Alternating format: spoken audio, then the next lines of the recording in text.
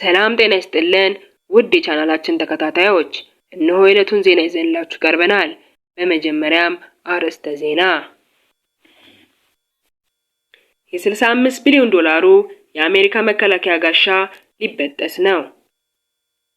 ትራምፕ ከኢራን ጦርነት መጠናቀቅ በኋላ ቀጣዩ ተረኛ ኩባ ናት ሲሉ አስታውቋል። በህንድ የእህቱን መሞት ለማሳየት አስክሬኗን ወደ ባንክ ይዞ የመጣው ግለሰብ ቁጣ አንቀሳቀሰ። ቱርክ በሜዴ በዓል ቀን ከ500 በላይ ዜጎቿን አሰረች። አሜሪካ በጣለችው የባህር ላይ እገዳ ሳቢያ ኢራን 4.8 ቢሊዮን ዶላር አጣች ተባለ። ከሰሜን ኮሪያ የወጣው አዲስ መረጃ የዓለምን ሀያላን መንግስታት አስደንግጧል። የኪም ጆንግ ኡን የኒውክሌር እና ሀገር አቋራጭ ባላስቲክ ሚሳኤል ግስጋሴ አሜሪካ በ65 ቢሊዮን ዶላር ለዓመታት የገነባችውን ግዙፍ የጥበቃ መረብ በቀላሉ ሊያፈራርሰው እንደሚችል መረጋገጡን ብሉምበርግ ዘግቧል።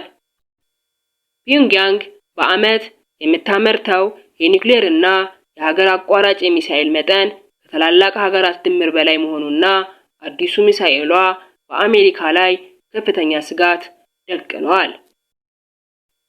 ሰሜን ኮሪያ በሚቀጥሉት 10 ዓመታት ውስጥ የጦር መሳሪያ ብዛቷ የእስራኤልን፣ የፓኪስታንን፣ የእንግሊዝን ሊበልጥ እንደሚችል የተገለጸ ሲሆን በተለይ ሃውሶንግ 15፣ 16፣ 17፣ 18 እና 19 የሚባሉት አህጉር አቋራጭ ባላስቲክ ሚሳኤሎች ለአሜሪካ አየር መከላከያ ትልቅ ፈተና እንደሚሆኑ ተገልጿል። ትራምፕ ከኢራን ጦርነት መጠናቀቅ በኋላ ቀጣዩ ተረኛ ኩባ ናት ሲል አስታውቋል። አዳሩን ለመገናኛ ብዙሃን መግለጫ የሰጠው ትራምፕ የኢራን ጦርነቱ ተጠናቋል ካለ በኋላ የጦር ጀቴ ተሸካሚ መርከቦቻችን ወደ ኩባ እየተጓዙ ነው ብለዋል።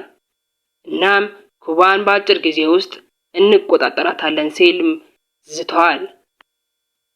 ኩባ ችግር ያለበት ሀገር ናት፣ ስለዚህም ቶሎ እንጨርሳታለን። እኔ ነገሮችን መጨረስ እወዳለሁ በማለት የኩባ ጉዳይ ቶሎ እንዲጠናቀቅ አስታውቋል። ትራምፕ ኩባን ለማንበርከክ ከዓለም ግዙፉ የጦር ጄት ተሸካሚ መርከብ አብርሃም ሊንከንን እንደሚያሰማራ ገልጿል። በህንድ የእህቱን መሞት ለማሳየት አስክሬኗን ወደ ባንክ ይዞ የመጣው ግለሰብ ቁጣ አንቀሳቀሰ። በምስራቅ ህንድ ነዋሪ የሆነው ግለሰብ እህቱ ከሞተች በኋላ በባንክ ውስጥ የነበራትን ገንዘብ ለማውጣት ባለመቻሉ መሞቷን ለማሳየት አስክሬኗን እንዲያመጣ መገደዱን ተናገረ። የ52 ዓመቱ ጂቱ ሙንዳ ወደ ባንክ የእህቱን አስክሬን ተሸክሞ ሲሄድ የሚያሳየው ቪዲዮ በስፋት ከተጋራ በኋላ ቁጣ አንቀስቅሷል። ግለሰቡ በተደጋጋሚ እህቱ በባንክ ውስጥ ያላትን የቁጠባ ገንዘብ ለማውጣት ቢሞክርም መሞቷን የሚያሳይ ማስረጃ ካላመጣ እንደማይቻል ስለተነገረው ይህንን ለማድረግ መገደዱን ተናግሯል። ፖሊስ የእህቱን አስክሬን ወደ ባንክ ለማምጣት ከተቀበረችበት ቆፍሮ ማውጣቱን አስታውቋል። ባንኩ ግን ግለሰቡ ይህንን እንዲያደርግ አለመጠየቁ በመግለጽ ግለሰቡ የተጠየቀው ህጋዊ ሰነድ ብቻ መሆኑን አብራርቷል። ባንኩ ይህ ሊሆን የቻለው የባንክ አሰራርን በሚገባ ካለመረዳት ነው በማለት አሁንም ቢሆን ገንዘቡ ለህጋዊ ወራሽ ብቻ እንደሚሰጥ አስታውቋል። ቱርክ በሜዴ በዓል ቀን ከ500 በላይ ዜጎቿን አሰረች። በሀገሪቱ የሚገኙ ሰራተኞች እና የሰራተኛ ማህበራት የሜዴ በዓል ምክንያት በማድረግ በመንግስት ላይ ተቃውሞ አሰምተዋል። አብዛኞቹ ሰልፈኞችም ጸረ መንግስት ተቃውሞ ለማሰማት ወደ ታክሲም አደባባይ ሲጓዙ በመንግስት የጸጥታ ኃይሎች ተከልክለዋል።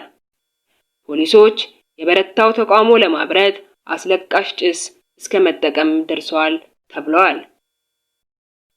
በዚህም ከ500 በላይ ዜጎች ታስረዋል። በዚህ ተቃውሞ የደረሰ ጉዳት ስለመኖሩ የተገለጸ ነገር የለም። በተደጋጋሚ የተቃውሞ ሰልፍ በመስተዋሉ ከ2013 ጀምሮ ዝግ ታክሲም እንዲሆን ተደርጓል። ፕሬዝዳንት ሬሲፕ ጣይብ ኤርዶጋን በበኩላቸው ሕይወታቸውንና ሀገራቸውን በስራ ላይ እየለወጡ ለሚገኙ ወንድም እህቶቼ እንኳን አደረሳችሁ ሲሉ በኤክስ ገጻቸው ላይ አስፍረዋል። አሜሪካ በጣለችው የባህር ላይ እገዳ ሳቢያ ኢራን 4.8 ቢሊዮን ዶላር አጣች ተባለ። የአሜሪካው ፕሬዝዳንት ዶናልድ ትራምፕ ትዕዛዝ በኦማን ባህረ ሰላጤ ላይ የተጣሉት የባህር ላይ እገዳ ኢራን በ3 ሳምንታት ውስጥ ብቻ 4.8 ቢሊዮን ዶላር የነዳጅ ገቢ እንድታጣ አድርጓታል። ካለፈው ሚያዝያ 5 ቀን 2018 ዓ.ም ጀምሮ ተግባራዊ በሆነው በዚህ እገዳ ምክንያት 53 ሚሊዮን በርሜል ድፍድፍ ነዳጅ የጫኑ 31 ታንከሮች በባህር ላይ ቆመው እንዲቀሩ መደረጉ አክሲዮስ ዘግቧል። እገዳው አሜሪካ በተኩስ አቁም ድርድሮች ላይ እንደ መደራደሪያ ለመጠቀም ባሰበችው ስትራቴጂ ነው። በዚህም እስካሁን ከ40 በላይ መርከቦች መንገዳቸውን እንዲቀይሩ ተገደዋል። በየብስ ያሉት የነዳጅ ማከማቻዎች አቅማቸው በመሙላቱ ኢራን ያረጁ መርከቦችን እንደ ተንሳፋፊ ማከማቻ ለመጠቀም ብትገደድም በጥቂት ሳምንታት ውስጥ የማከማቻ ቦታው ሙሉ በሙሉ ካለቀ የነዳጅ ጉድጓዶቿን ለመዝጋት ልትገደድ እንደምትችል ተነግሯል። አንዳንድ የኢራን መርከቦች የአሜሪካንን ክትትል ለማምለጥ በፓኪስታን እና በህንድ በኩል ረጅምና ውድ መንገዶችን በመጠቀም ነዳጁን ለቻይና ለማድረስ እየሞከሩ ነው። ፔንታጎን በበኩሉ እርምጃው ኢራን ሽብርተኝነትን ለመደገፍ የምትጠቀምበትን የገቢ ምንጭ ለመምታት የታለመና ውጤታማ ነው ብሎታል።